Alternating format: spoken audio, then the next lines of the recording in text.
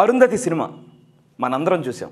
అరుంధతి సినిమాలో first scene వాళ్ళు కారులో వెళ్తూ ఉంటే మధ్యలో వర్షం పడి చిన్న యాక్సిడెంట్ అయ్యి వాళ్ళిద్దరూ పశుపతి ఇంట్లోకి వెళ్తారు.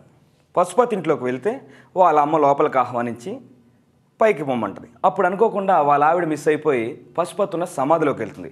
అప్పుడు జరిగిన సిచ్యువేషన్ ఎలా ఉంది, దాన్ని ఇదే డైలాగు వెరైటీ పర్సన్స్ చెప్తే ఎలా ఉంటుంది మీకు చెప్తాను. ముందుగా ఒరిజినల్ డైలాగ్ ఎలా ఉంది.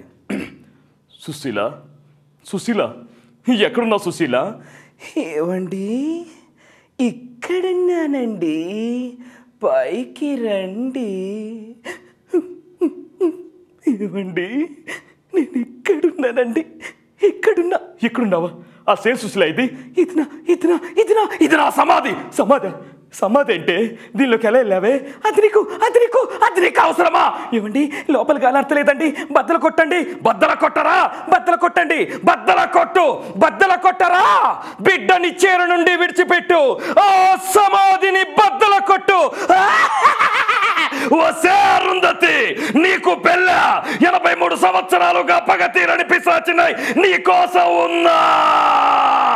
వస్తా తప్పక వస్తా. కసిగా పగనే తీర్చుకుంటా.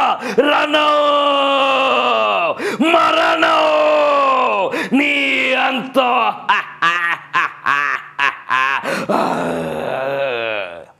ఇంత భయంకరంగా ఉంటే ఈ డైలాగ్ని మన మెంటల్ కృష్ణ గారు, అదేనండి పోసాని గారు ఎలా చెప్తారో ఇప్పుడు వినండి.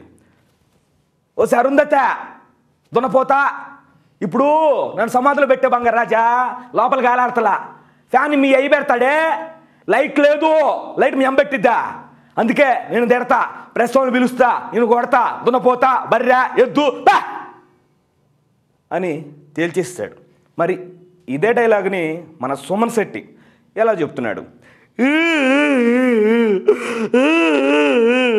అమ్మా అరుంధతి, ఆకలవుతుందమ్మా, 2 చికెన్ బిర్యానీ పెడితే సౌమ్యంగా పోతుందా? నాశనం అయిపోతావే దున్నపోతా అని ఆ అబ్బాయిలా చెప్పారు. మరి ఇదే కృష్ణ భగవాన్ గారు చెప్తున్నారు.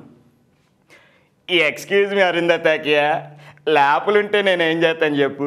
అదే బయట తెచ్చానుకో, నీ అంట్లో బట్టలు ఏదో తిరుగుతాను, కావాలంటే ఇల్లు కూడా వెళుతాను, దయచేసి లోపల పెట్టద్దు.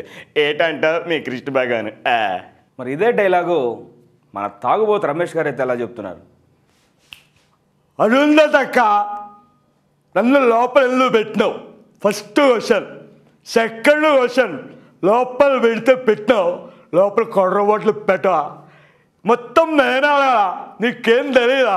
ఫస్ట్ లాస్ట్ ఛాన్స్ ఇస్తానా? నాకు మందుబాట్లు పెట్టు, లేకపోతే ఏం చేస్తా? పడుకుంటా.